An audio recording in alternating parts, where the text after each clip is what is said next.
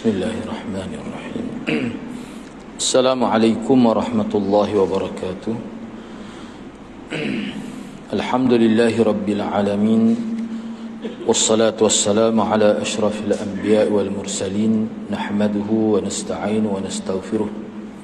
Wa na'udzu billahi min shururi anfusina wa min sayyiati a'malina. Man yahdihillahu fala mudilla lahu ومن يضلل فلا هادي له رب اشرح لي صدري ويسر لي أمري واحلل عقدة من لساني يفقهوا قولي أما بعد. Alhamdulillah, bersyukur kepada Allah Subhanahu wa taala kerana dapat bersama pada malam ini. Pada malam ini saya tidak sambung perbincangan tafsir berkenaan dengan ayat-ayat berbuat baik pada ibu bapa. Ini insya-Allah untuk sesi selepas ni lah. Sebabnya nota tu dia untuk satu siri lagi. Jadi saya tak sempat nak siapkan keseluruhan. Cuma malam ni saya nak ambil satu tajuk. Dia buku kecil ni, sedikit saja malam ni untuk satu sesi. Buku ni ditulis oleh Profesor Dr. Abdul Razak bin Muhammad Badar bin Abdul Muhsin Badar. Buku ni sebenarnya bagus juga. Dia berkait dengan anak-anak kunci kebaikan. Yang mana dalam mukaddimah buku ini dia kemukakan ayat-ayat Al-Quran dan juga hadis-hadis Nabi dalam mukaddimah dia, bahawa secara realiti dalam kehidupan kita di muka dunia ni, sebenarnya banyak perkara yang tersirat. Misalnya kita kata rezeki ni banyak jenis lah. Rezeki ilmu, rezeki anak, rezeki harta benda.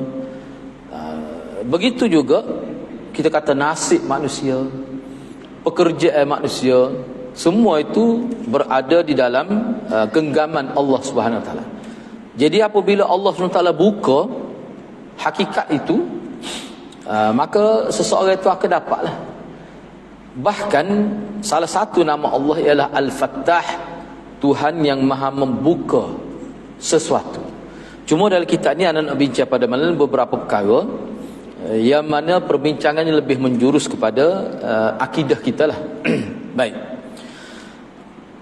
Dalam hadis ada disebut bahawa syurga ni ada pintu.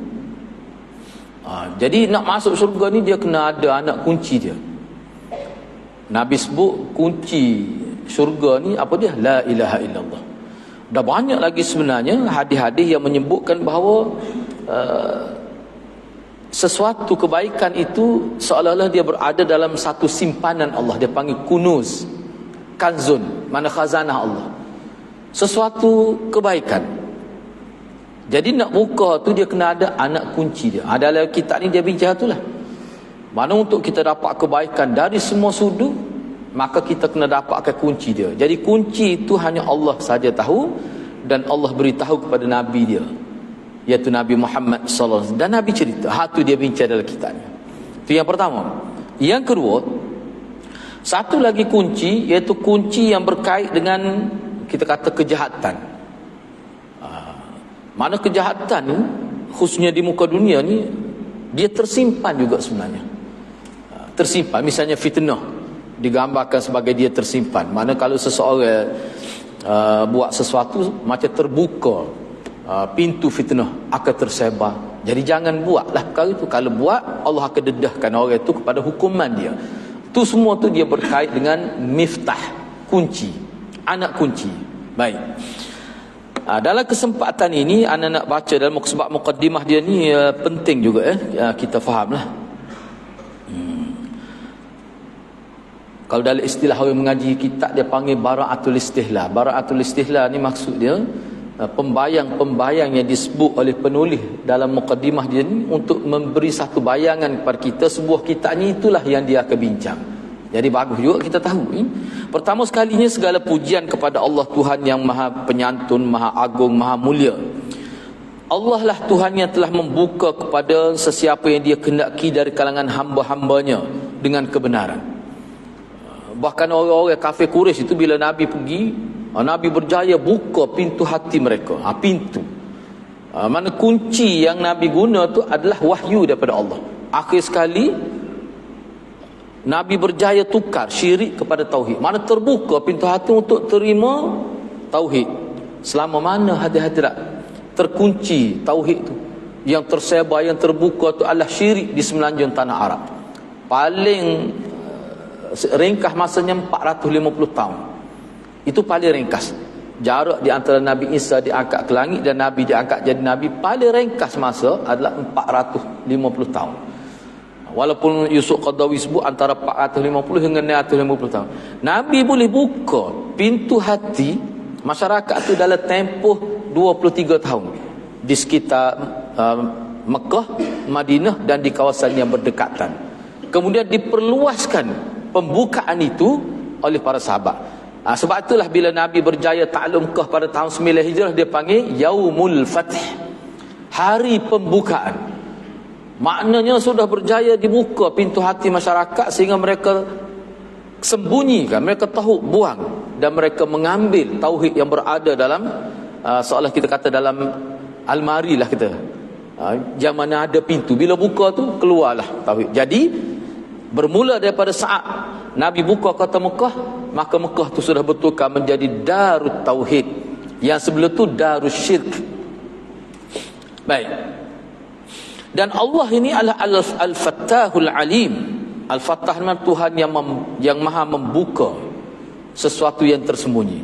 Dia dalam sebuah kitab ni dia bincang semualah. Sebab tu kita salah satu orang panggil bertawassul dengan nama-nama Allah. Sebab Al-Fattah ni nama Allah. Misalnya ulama sebut dalam kitab ni, ana ingat ni hak Tok Guru almarhum Tok Guru Mufti Besar Kelantan lah.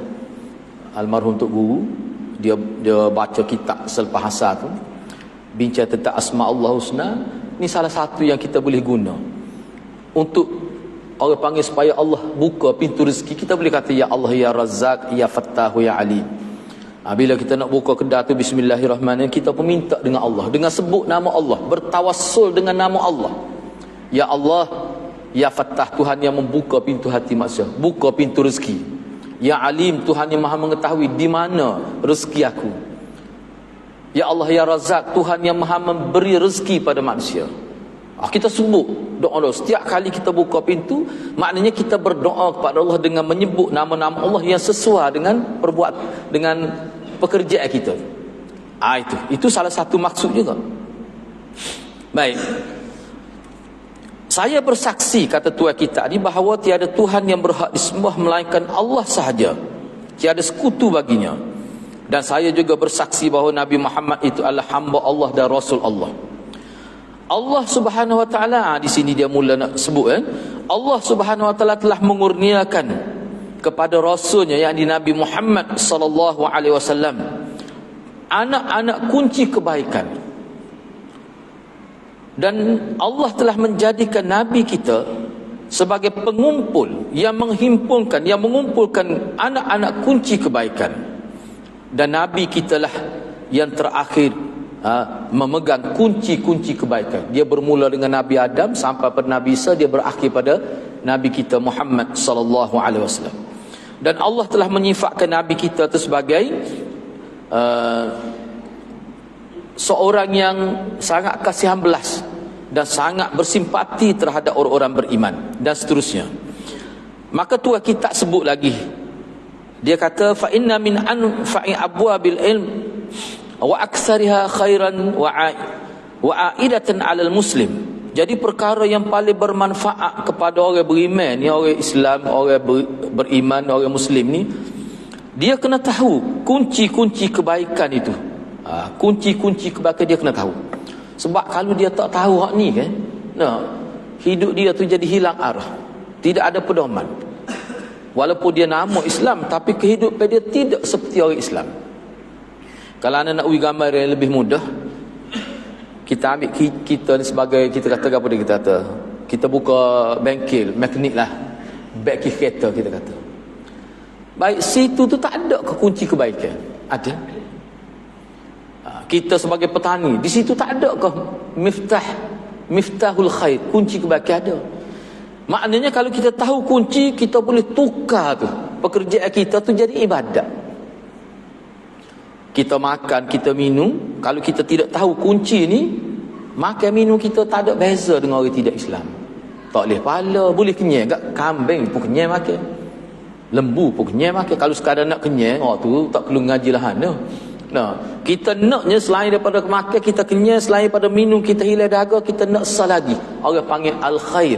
Jadi bagaimana kita nak buka kunci itu sehingga perbuatan biasa-biasa saja orang lain pun buat, kita buat, tapi bila kita buat dengan keadaan kita tahu di sebalik itu ada kebaikan, kita ada kunci kebaikan, kita boleh upgrade, kita kata.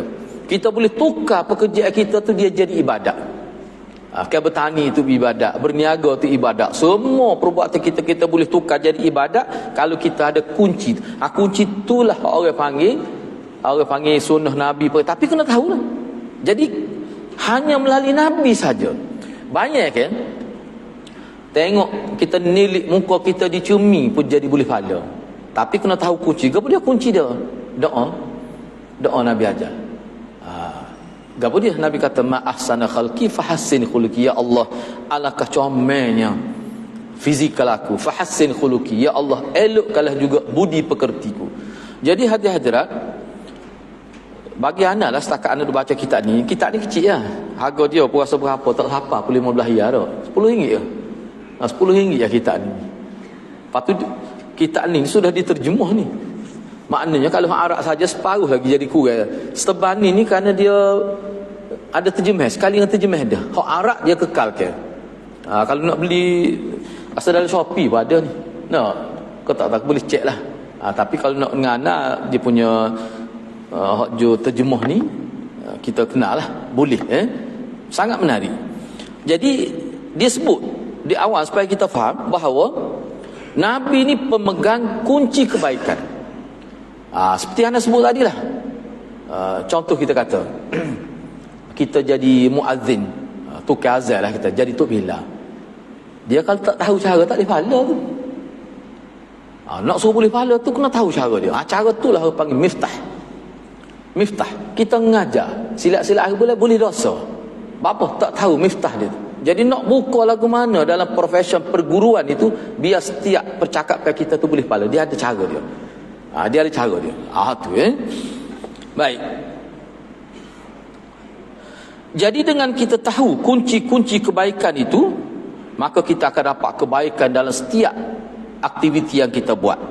Begitulah juga dengan sebab kita tidak tahu kunci-kunci kebaikan, maka secara automatik kita kata apa yang kita buat tu jadi terbuka pintu keburukan. Jadi pintu keburukan ini lebih mudah terbuka. Jadi kalau kita tidak tahu kunci kebaikan, dia akan terbuka kunci keburukan. Jadi bila kita buat apa-apa, kita sangat terdedah kepada dosa. Pahala tak dapat, tapi sangat terdedah kepada dosa. Sebab apa? Sebab kita tidak tahu kunci kebaikan. Maknanya bahaya ni. Semaya pun boleh dosa. Fawailul lil musallin. Dalam Quran pun sebut fawailul lil musallin. Celaka orang semaya. Orang yang mana semaya dan macam mana? Yang sahun. Alladzina hum an salatihim sahun. Orang yang mana mereka lala dalam semaya. Jadi nak tahu, jadi lala tu bagaimana, apa maksudnya? Dia ada pula hadis-hadis yang memperjelaskan perkara itu. Itu maksud kunci. Jadi maknanya kalau kita nak dapat kebaikan puasa misalnya, Nabi katakan min saimin laisa lahu illa al-ju' wal 'atash. Ramanya orang puasa tapi dia tak tahu kunci dia. Akhir sekali puasa nampak lapar seperti orang lain juga. Tapi hak dia boleh hingga dia lapar lah. Boleh dahaga. Langsung tak dapat kebaikan. Padahal puasa kalau kena dengan cara dia, dia boleh menjadi, dia ada pintu khusus untuk masuk syurga. Dia panggil babur rayyan ya. Jadi nak buka hak tu dia kena tahu. Sebab tu dalam kitab ni dia bui garis panduan kepada kita. Rugi hati-hati tak? Nabi kata perkahwinan ni pembuka pintu rezeki. Pintu ni ada kunci. Jadi kita tak belajar tentang sistem perkahwinan dalam Islam. Nikah kat pakai nikah gitu. Tu imam kata sah qabil tu. Pak ni kata tak sah lagi, kena qabil tu nikah baru sah. Khilaf pula situ. Leper pula situ. Nampak gong pula jadi setengah-setengah tu. Apa sah lah nikah. Tapi boleh pahala ke tak?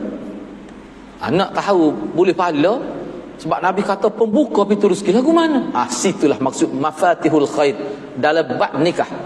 Jadi dalam ni dia tidak sebut cara detail, cuma dia buat kaedah panduan. Bagus lah. Kitab ni nipis sebab tu kitab ni Dr. Syekh Abdul Razak Badan ni, Muhsin Al-Badan ni, dia ni penulis. Banyak buku dia tulis. Kita boleh ambil manfaat banyak. Baik. Dalam mukaddimah ni dia sebut lagi. Dia kata sesungguhnya Allah Subhanahu Wa Taala menjadikan setiap kebaikan dalam puasa, kebaikan dalam semaya, kebaikan dalam semaya sunat, kebaikan dalam zikir, kebaikan dalam semua kebaikan yang ada ni dalam ikut agama ni, semua tu ada miftah, ada kunci dia. Jadi nak buka tu kena tahulah. Dan ada pintu yang kita boleh masuk melalui pintu itu, tapi nak masuk tu kena buka dulu pintu tu. Tu. Begitulah juga Allah jadikan setiap kejahatan tu ada pintu dia, dan nak masuk tu dia ada kunci dia. Sesiapa yang tidak mencari kunci itu, dia tak akan dapat kebaikan. Dan seseorang yang tidak mempedulikan kunci kebaikan sehingga dia tidak boleh masuk ke pintu kebaikan, orang ini sangat terdedah kepada pintu kejahatan. Jadi pintu kejahatan ni walaupun kita tak ada kunci, tapi dia mudah didapati. Kunci dia apa dia? Tersalah melakukan amalan. Mudah saja. Baik. Di sini dikemukakan satu ayat Al-Quran, sepotong ayat untuk tadabbur lah, untuk kita tadabbur.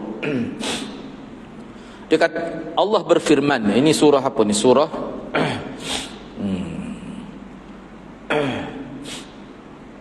Suratul Qasas ayat 76. Boleh rujuklah Suratul Qasas ayat 76.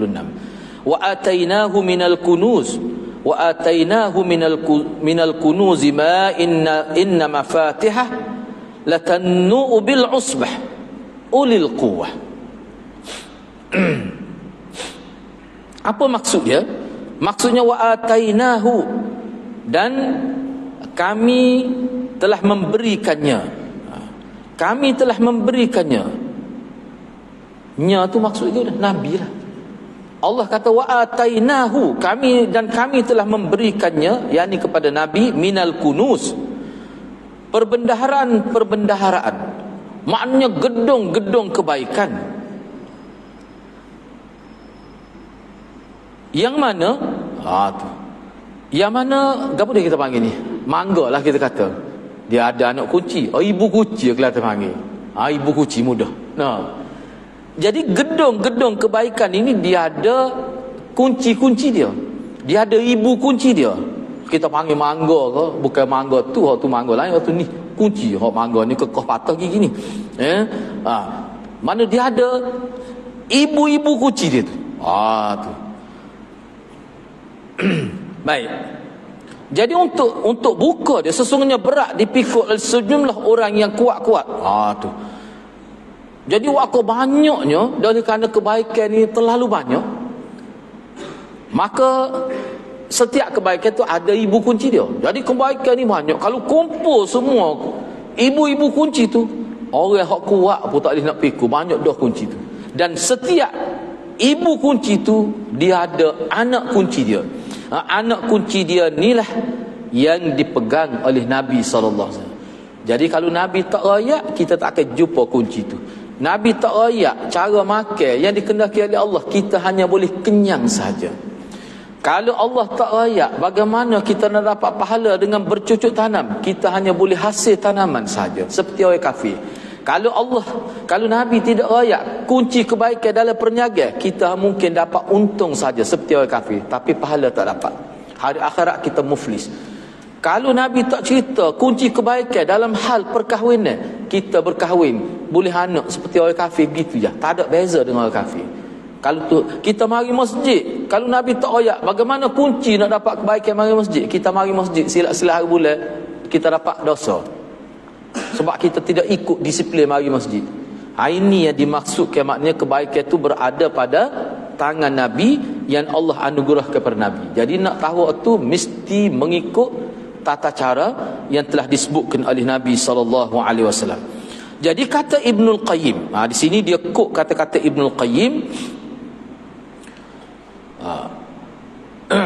ataupun beginilah, saya ambil satu contoh sini, biarlah di sini. Misalnya ni teringat satu contoh. Misalnya dalam satu hadis ringkas Nabi pernah sebut, Nabi kata solat, istilah solat ni ada. Solat, bila kata solat dalam mana-mana agama, kalau hadirat belajar buku ni ana rasanya ada diterjemuh, boleh cek lah. Dia panggil ensiklopedia, dia panggil Mausu'atul Adyam, ensiklopedia agama-agama dan aliran-aliran semasa, 2 jilid. Kitab ni hampir 1200 muka surat, 2 jilid tu. Dia bincang tentang ajaran salah. Dan sebab apa? Setiap ajaran salah tu dia ada, dia panggil apa, juzuk. Juzuk ni butir dia, benih dia lah. Mana setiap ajaran salah di muka dia, dia ada butir dia, tunas dia. Daripada mana asal dia? Dia bincang tu. Jadi dalam kitab tu dia sebut pelbagai perkara lah.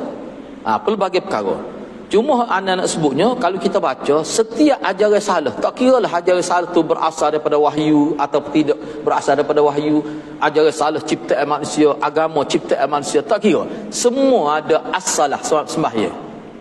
Semua ada konsep salah. Semua ada. Tak kira lah semaya dia tu, misalnya kalau tempat kita ni, salah satu ajaran salah dia panggil ilmu pahaman batiniah. Ajaran salah batiniah. Semaya dia cakup cokosnya, dia fokus pada Allah, tak ada rokok, tak ada sujud, dia panggil semaya secara batin. Nak ada kita pun nak kata anda jumpa dah apa dia ni, dia duduk awal ayah anak lah supaya masuk ajaran dia. Tak rezeki anak telah anak ada rumah itu, kita pun dengar lah kata ya Allah ni dah apa ni, wa'bud rabbaka hatta ya'tiyakal yaqin. Banyak lagi ayat lain, dia pusing ayat tu, dia ikut selera dia, dia tidak iktimak di atas ulama-ulama tafsir dalam menafsirkan ayat. Bahaya kata.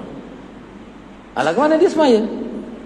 Dia kata pokok kita ni semaya peringkat awal serupa, cuma bila sampai satu tahap kita naik makam, naik darjat, akhir sekali dia semaya dalam keadaan dia pejam mata, dia niat, dia hayati solat secara batin. Tak ada dah qiyam, rokok, tidak, tak ada dah. Waktu tu bagi orang mula-mula. Setara tu hati-hati. Anak bila anak dengar tu, anak kata, nyata di puasa ni, betul lah budak-budak kata baik terbalak apa kerah ni. Tadi puasa ni jadi penyakit lagu tu. Baik. Jadi semaya ni Nabi kata, anak nak sebutnya Nabi kata, dengan kunci ni lah semaya kita jadi berbeza dengan semaya agama-agama lain. Gapo dia mula-mula sekali? Nabi kata miftahus salah at-tahur. Nabi kata kunci semaya mula-mula sekali mesti taharah, mesti bersih. Mesti bersih. Bersih tu bersih kata, bersih daripada hadas kecil dan juga hadas besar. Lepas tu lagu mana nak bersih tu? Lagu mana? Sebab tu Nabi kata kunci dia tu dia ada gigi pula. Gigi itulah Nabi ajar kita. Nak ambil air semaya ni, dalam Quran sebut 4 rukun tu kan? 4 rukun tu. Lepas tu dalam hadis sebut dengan lengkap, termasuk sunat-sunat. Kita boleh tahu ni makna tahurahnya. Banyak terbuka kebaikan tu. Itu sebagai contoh. Jadi maknanya kalau kita tak tahu waktu semaya pun, misalnya anda ambil satu contoh, nak ayatnya betapa miftah itu milik mutlak Nabi. Kalau Nabi tahu ayat kita tahu. Ada satu kisah berlaku ni baru saja kita belajar dalam Sahih Bukhari kan. Nabi kata wailul lil aqabi minan nar. Ni anda sebut secara ringkas. Kita pun biasa dengar cerita ni. Ada berlaku dalam musafir. Ringkas ceritanya musafir ni siang hari, jadi waktu solat nak habis dah. Tiba-tiba sahabat berhenti, Nabi tak sampai lagi ke tempat tu, Nabi terlewat sikit. Kebetulan ketika sahabat sedang mengambil wudu, Nabi sampai dan Nabi tengok beberapa orang sahabat dia ambil wuduk dalam keadaan basuh kaki tidak sempurna. Nabi tengok di bahagian tumit tidak rata. Oleh kerana gaduh ni nak habis masa dah ni. Dalam musafir, musafir peperangan, dalam peperangan. Musafir peperangan. Bila Nabi tengok ada sahabat dia tu setengah-setengah tu basuh kaki tak sempurna. Nabi bertempik dengan suara yang nyawa. Nabi kata, wailul lil aqabi minan nar. Celakalah, masuk neraka manusia dengan sebab tumit-tumitnya. Kejut sahabat. Nabi sebut sampai 3 kali, wailul lil aqabi minan nar, wailul lil aqabi minan, celakalah, masuk neraka orang dengan sebab tumit-tumit. Mana tumit masa ambil wuduk tak sempurna, tak rata. Dia kena rata sampai bawah tapak kaki, kena rata lagi. Moga dia kena basuh kan. Sebab tu dia kena gosok. Jangan kita buka paip, kita buat gini, supaya pucik gitu, kita buat kaki kita dah. Biar kena air, tak gosok. Kemungkinan ada tempat tak kena air. Kemungkinan akan ada. Hak tu Nabi kata wailul lil aqabi minan. Kalau anda nak terjemah secara celaka, masuk neraka orang tak jaga tumit dia masa ambil wuduk. Gapo dia situ. Ni miftah. Kalau orang lain tak nak ayat tu. Maknanya kunci sahnya wuduk salah satunya adalah kena sempurna. Apa ni, basuh kaki, basuh tangan, basuh muka. Hak jenis basuh tu kalau sapu tak apa, kalau sapu ni tak rata pun tak apa kalau jenis sapu kepala. Kalau mazhab Syafi'i tu jelas pada dah. Nah, kalau sapu tak rata pun tak apa, tapi hak basuh dia mesti rata. Tu kalau Nabi tak ayat kita tak tahu. Orang lain tak boleh nak ayat tu. Nabi saja. Tu makna miftah. Jadi bila Nabi raya, sahabat pun rupanya kalau lewat pun kena cuci biar rata juga. Sebab itulah hadirat, ambil wuduk ni maksudnya wuduk wajib, hak menjadi penyebab sahnya sembahyang. Mesti kena berhati-hati, kena bercermat. Banyak lagi perkara lain kunci dalam bab wuduk ni. Cuma hak tu salah satu. Itu. Jadi Nabi sebut gitu. Kenapa dikatakan miftahus salat at-tahur? Kunci sah sembahyang wuduk. Kerana wuduk tak sah, sembahyang pun jadi tak sah. Jadi kata kunci, kita pun sebut kata kunci dia duduk situ. Cuma kita tidak sebut anak kunci, kata kunci. Makna punca duduk situ juga. Jadi dalam bab kehidupan ni hadirat kena yakin. Nabi sahaja yang mengetahui kehendak Allah dalam kehidupan kita. Untuk dapat pahala di sisi Allah, dapat penghargaan. Ni sebab itulah kita ni dia sangat penting untuk kita. Baik. Ibnul Qayyim berkata, Pak malam ni Nawawi mukaddimah lah, tak ada nak masuk itu biar faham konsep dia tu. Sebab dia selepas ni baru ada point dia tu. Kata Ibnul Qayyim rahimahullah, dia kata kunci, anak kunci sebab gini, sebab kalimah miftah dengan mafatih, kalimah tu dia diguna dalam Quran dan diguna dalam hadis. Allah pun guna kunci, anak kunci, Quran, hadis pun Nabi guna juga. Selepas ni kita akan sebut beberapa contoh. Baik. Kata Ibnul Qayyim, dia kata al-miftah, yakni anak kunci adalah alat yang digunakan untuk membuka sesuatu yang tertutup, yang terkunci. Tu. Jadi orang yang nak buka pintu misalnya, dia perlu kepada anak kunci. Dan daripada konteks inilah maka Nabi guna istilah miftahul jannah. Apa dia miftahul jannah? Mana orang panggil anak kunci, hak asas dia la ilaha illallah. Ni hadis Nabi ni. Ni hadis Nabi. Nabi sebut, ni dia mari sini hadis Nabi. Nabi kata miftahul jannah la ilaha illallah. Anak kunci hak asas. Banyak lagi kunci lain. Sebab syurga ni disebut 8 pintu. Syurga ni ada 8 pintu nak masuk dia. Dan setiap pintu tu kena ada kunci dia. Tapi kunci yang asas, banyak-banyak kunci tu kunci hak asas, Nabi kata adalah la ilaha illallah. Apa artinya? Maknanya seseorang yang ada la ilaha illallah, dia tetap akan masuk syurga walaupun terpaksa masuk neraka terlebih dahulu. Katakanlah dia ni orang Islam yang tidak bagus lah, tapi Islam, mana akidah dia tak rosak, Dia mati dalam keadaan teruk lah, tapi akidah dia tak rosak. Mana dia mati sebagai seorang Muslim mukmin, tetap dia masuk syurga. Kalau dia masuk neraka dulu pun, na'udzubillah lah, kalau dia masuk neraka dulu pun, dia tetap akhirnya masuk syurga. Sebab apa? Sebab kunci tu ada. Baik. Sebelum anda pergi kepada fasa pertama tu, anda nak sebut satu buku ni lah berkait dengan kita bincang ni. Seorang ulama terkenal, masih ada lagi rasanya lah, anda kena cek semula ni. Banyak buku dia anda baca, cuma anda tak cek dia ni ada lagi ke tidak, hidup lagi, ada siapa ada lagi. Profesor Dr. Umar Sulaiman Ashqar, kalau boleh cek semula lah. Dia ada tulis buku, tajuk buku dia ni cerita-cerita gaib yang pelik-pelik, yang ganjil. Cerita gaib yang ganjil tapi sahih. Tu cerita pelik, cerita ganjil tapi sahih. Cerita ni berlaku di sekitar hujung sebelum kiamat, dan juga selepas manusia dibangkit daripada kubur, dan cerita tentang ahli neraka, dan cerita tentang ahli syurga. Itu saja 85 hadis. Itu saja perbincangannya. Semua berkait dengan perkara gaib. Ke hujung dunia ni kita masuk perkara gaib lah bagi kita. Lepas tu keadaan di alam barzakh, selepas manusia dibangkit, situasi di pada mahsyar, selepas tu manusia masuk neraka, apa hal yang berlaku dalam neraka. Begitu juga tentang syurga.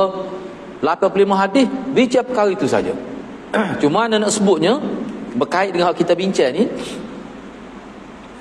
Dalam satu hadis tu, daripada 85 hadis tu, ada satu hadis Nabi menceritakan tentang orang yang beriman, orang Islam, yang paling lama diseksa dalam neraka, dan dialah orang terakhir yang dikeluarkan daripada neraka. Sedih tak kalau baca cerita tu. Ana baca cerita tu nengu ana 2 kali berhenti. Sekitar hampir satu muka surat juga hadis. Ringkasnya gini lah. Nak ayatnya, la ilaha illallah tu kalau dia hidup, dia tak mati, dia tak terbatal, walaupun orang ni diseksa dalam neraka, dan dia tu orang paling lama, bila Allah keluarkan dia daripada neraka, maka tidak ada lagi orang beriman dalam neraka. Nabi pun sebutlah, bila dia keluar daripada neraka, sukalah dia. Sebab apa? Dia seorang-seorang ada dalam neraka, orang Islam, orang lain tobik lama jamin. Cuba fikir. Yalah, kita memang takut kena kita ya. Tu yang usia kena kita lepeh. Bukan sekat lepeh-lepeh, boleh kira lagi. Jadi sakit kepala baca hadis tu. Bila dia keluar daripada neraka tu dah, dia dipersilakan masuk surga, dia tak boleh masuk. Dia duduk tepi pintu. Dia duduk tengok, terasa dia punya sejuk neraka keluar daripada celah-celah pintu. Kenapa dia malu nak masuk tu? Dalam riwayat tu, ni sahih. Riwayat ni memang sahih. Dia malu tu sebab tubuh dia rosak. Muka dia pun rosak, jadi hitam legam. Lama, sangat lama. Banyaklah kalau nak sebut tentang itu dalam 85 hadis tu. Sebagai contohnya, kita panggil bilik banduan dalam neraka, sel lah kita panggil dah sekarang ni, sel. Bila seseorang itu dikeluarkan daripada neraka masuk surga, tempat dia tu tidak ada penghuni, kosong gitu ya. Sehingga Nabi sebut jadi semut samung lah, seolah macam terbiar. Nabi sebut. Tidak kata bila dia dikeluarkan orang lain pula, tak ada. Nabi sebut gitu, kosong gitu. Dia ni bila gitu dia minta dengan Allah, dia kata, malu hai Allah nak masuk dalam syurga ni. Apa? Mesti orang kenal dia, ni ahli neraka ni. Orang lain masuk lama jamin tu, dia baru tubik daripada neraka, dia malu. Orang akan kenal dia. Dia minta dengan Allah supaya Allah hilangkan kesan-kesan neraka tu. Maka Allah suruh dia masuk. Sebelum dia masuk tu, dia ada satu sungai, dia panggil Nahrul Hayat, sungai kehidupan. Jangan tanya anak lah, mana ustaz sungai tu? Anak betul ini ayat tu. Sekat Nabi ayat, kita boleh ayat. Dia masuk, dia terjun dalam sungai tu. Dia mandi terjun sungai. Bila dia naik ke permukaan tu, hilang habis kesan-kesan bakaran api neraka tu. Jadi orang tak boleh kenal dia di neraka. Barulah dia hilang perasaan malu. Jadi dia pun timbul semangat nak masuk surga lah, nak menjalani kehidupan baru tu. Maka dia pun masuk surga. Sekat tu Nabi cerita, gapo dia tu? Inilah Nabi kata, miftahul jannah la ilaha illallah. Bayangkan. Ni benda kena fikir.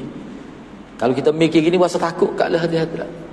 Bayangkan kalau ada seperti mana sahabat-sahabat Nabi yang sedih menangis, setengah tu mak dia tidak Islam, mati dalam keadaan kafir. Setengah tu ayah dia tidak Islam, mati dalam keadaan kafir. Setengah tu adik-beradik dia mati dalam keadaan tidak ada la ilaha illallah. Mana nak masuk surga lagu mana, kunci pun tak ada.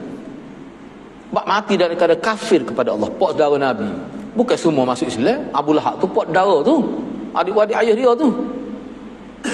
Mati dekat dia kan. Padahal masa Nabi kecil tu baik benar dengan Nabi, dia banyak dia bantu Nabi. Selain pada Abu Talib tu lebih terkenal lagi, tapi mati dalam keadaan tidak Islam. Cuba bayangkanlah, sedih tu. Kita yang tak ada pengalaman, semua keluarga kita Islam belaka ni, tak terasa sangat. Jadi orang-orang yang mati dalam keadaan tidak Islam, keluarga sahabat mati dalam keadaan kekal dalam neraka. Satu. Yang kedua, ada yang Islam dah murtad, masuk Islam kali-kali dah, tiba-tiba murtad, mati dalam keadaan kafir, murtad. Makna dia tak akan ada peluang langsung untuk masuk dalam syurga. Sebab apa? Sebab kunci tidak ada. Biarlah saja nak sebut ni kebaikan ni, biasa dengar Firdaus Wang lah. Firdaus Wang, salah seorang pendakwah terkenal lah, dia Cina. Mak dia tak masuk Islam kan? Lepas tu baru masuk Islam. Ya, mula-mula tak masuk Islam. Lepas tu bila mak dia masuk Islam tu, dia tak boleh nak ayat ke orang, syukurnya. Padahal dia cuba dakwah keluarga dia, mak dia sendiri lama. Tiba-tiba terbuka pintu hati, anda tak ingat sama ada dalam Covid ataupun sebelum Covid, tapi masuk Islam. Jadi bila anda tengok dalam berita tu, nak kita tergambar muka dia tu, tergambar kegembiraan luar biasa. Sebab apa? Mak dia masuk Islam. Sebab hadirat kena ingat, hadirat kita ni dengan siapa pun, orang yang paling dekat dengan kita, kalau berbeza agama, dia terpisah sampai bila-bila di hari akhirat. Na'udzubillah misal dengan isteri kita. Sebab Nabi Nuh, cerita Nabi Nuh kan? Ingat Nabi Nuh, isteri dia tidak Islam, anak dia tidak Islam. Ketika banjir melepasi gunung, nak tenggelam dah bukit, anak dia terkapal-kapal lemah kan? Dia minta anak dia naik atas perahu dia. Anak dia kata taksi. Anak dia kata sa'awi ila jabalin ya'simuni minal ma'. Dia kata saya nak kekal di atas agama asal, saya nak panjat bukit untuk menyelamatkan daripada air. Nabi Nuh kata jangan, air ni bukan air biasa, ni air azab. Tetapi dia oleh kerana dia engkar, waktu tu pun engkar lagi, dia mati lemah dalam keadaan kafir. Allah sebut laisa min ahli, tu bukan ahli keluarga engkau. Itu isyarat bahawa Nabi Nuh terpisah sampai bila-bila dengan anak dia, dengan isteri dia. Sebab apa? Sebab berbeza agama. Sebab itulah Nabi sebut sini miftahul jannah la ilaha illallah. Sebab tu hadirat kena jaga molek tu. Sebab dia boleh batal sepuluh wuduk juga boleh batal. Kalau wuduk ni ketung batal, akidah ni pun dia boleh batal juga. Dia boleh rosak juga kalau kita tak tahu.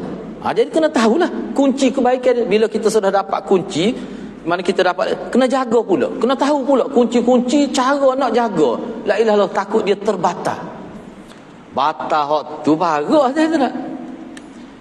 Kita kata kalau batal semaya rosak lain tak rosak. Batal wuduk semaya tak sah, baca Quran sah hak sebelum tu. Hak lain hak kita buat sah belaka, hak tu ya. Tapi kalau batal akidah, rosak la ilaha illallah, habis kosong. Pahala kita bina daripada umur 15 tahun sampai umur 70, hilang jadi kosong. Masalahnya hilang tu ya, dosa tak hilang. Kalau hilang dua-dua boleh kira. Dosa pun hilang, pahala pun hilang. Kita boleh bina hidup baru, ngocak semula kita kata tak. Jadi kosong-kosong. Jadi main ni agama. Berasa banyak dosa, murtad ku masuk Islam, jadi kosong semula. Masalahnya tidak gitu. Hak kosong tu hak baik saja. Pahala saja kosong. Ni berat ni. Berat benar ni. Kalau anda nak sebut ni, sebenarnya ada beberapa kes yang berlaku. Nabi sebut, nak ayatnya orang panggil.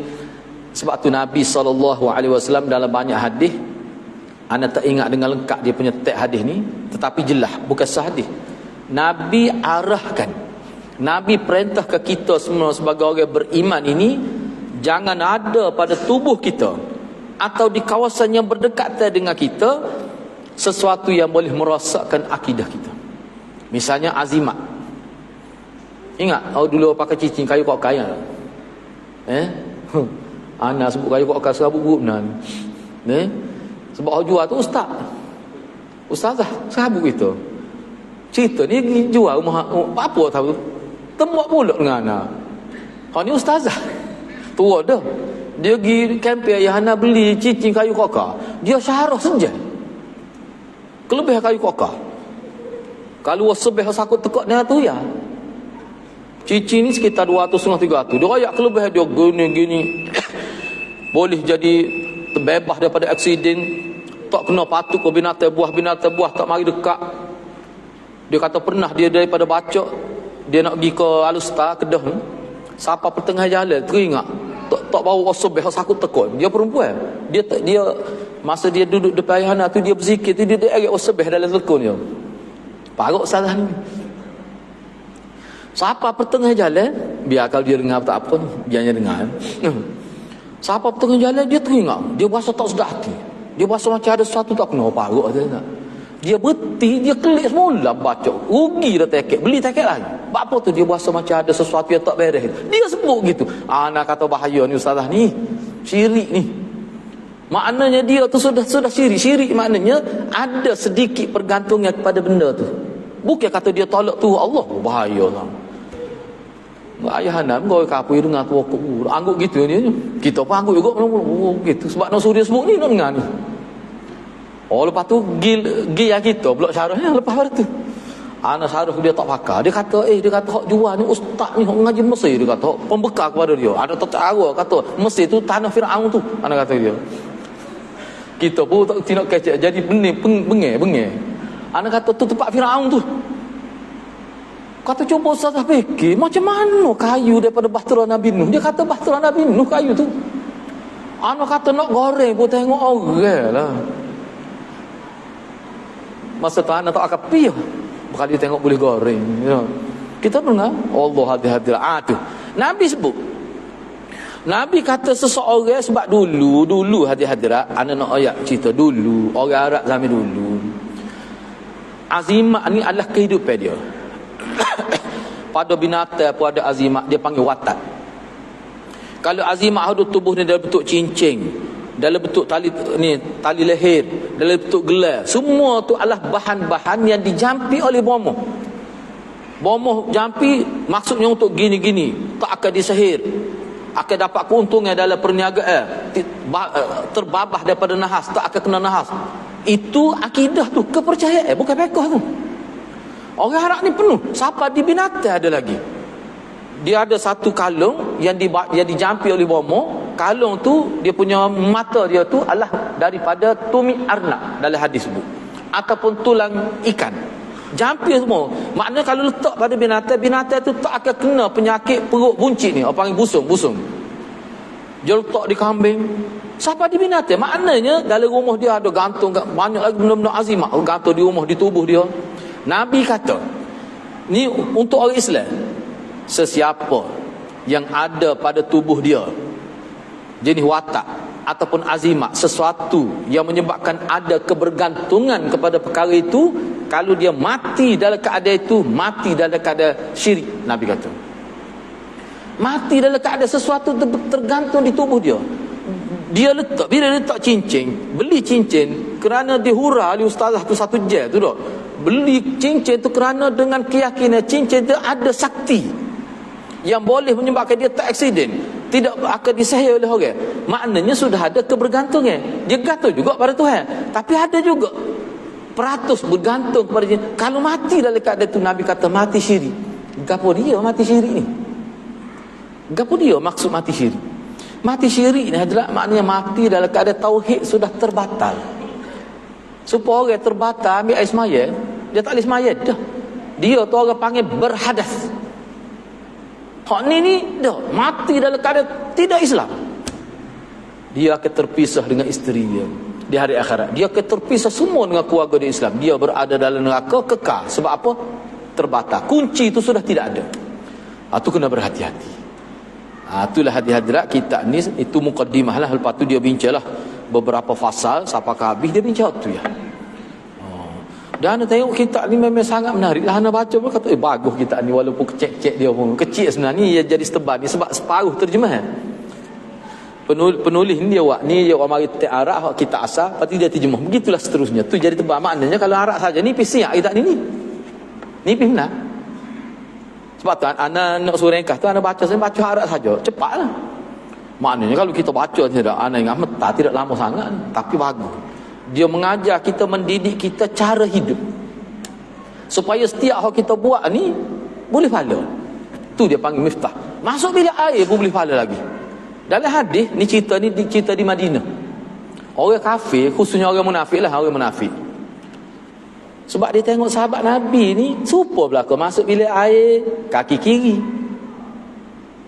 Bila tubik kaki kanan. Lepas tu dia pun tanya lah. Maknanya sahabat Nabi sebut sama. Masuk bilik air gini kena buat, hak ni tak boleh buat. Masuk gini, tubik gini. Siapa dia kata dia kata Nabi mu ni ajar belaka nah. Masuk bilik air pun ajar lagi. Nak ayatnya hadirat, masuk bilik air semua orang masuk. Tapi orang Islam dia masuk dengan cara yang diajar oleh Nabi. Duduk dalam bilik air jadi boleh pahala straight. Tapi kena ikut cara ni. Tu. Jangan duduk berzikir dari bilik air pula no. Tu jadi boleh dosa. Jadi benda-benda ni hadirat, kalau kita tahu ni hanya panduan saja, nak membuka minda kita bagaimana kita nak hidup dalam kerangka agama. Maknanya hadirat bekerja apa pun, kita buka kedai runcit ke, semua jadi boleh pahala kalau faham kaedah ni. Jadi gitulah hadirat. Jadi untuk sesi selepas ni kita nak habis ke satu siri lagi, dia punya tafsir berbuat baik pada bapa. Jadi kalau hadirat nak baca kitab ni, sebabnya dia punya sambungan tafsir tu, sebab ana duk tengah susun nak buat buku, tak siap lagi. Nak buat sahih besar dia juga cadangannya. Maknanya tafsir dalam metod yang kita pernah guna sebelum ni, kita akan susun semula, buat dalam bentuk buku. Mana siri pertama, siri kedua, jadi sekali ganda tebal lah, sekali ganda tebal.